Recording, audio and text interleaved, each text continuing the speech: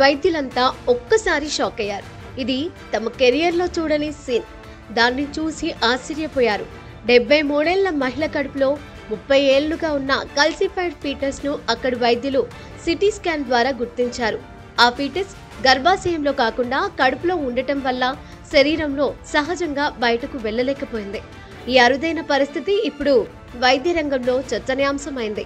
ఈ మహిళ గర్భంలో 30 ఏళ్లుగా కల్సిఫైడ్ ఫీటస్ అంటే తెలుగులో రాతి బిడ్డ ఉన్నట్లు గుర్తించడం అందరినీ ఆశ్చర్యానికి గురిచేసింది.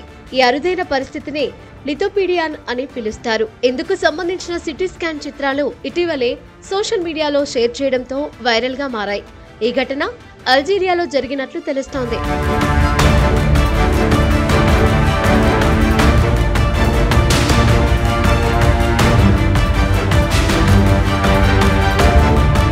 లిథోపీడియాన్ అనేది చాలా అరుదుగా కనిపించే వైద్య పరిస్థితి.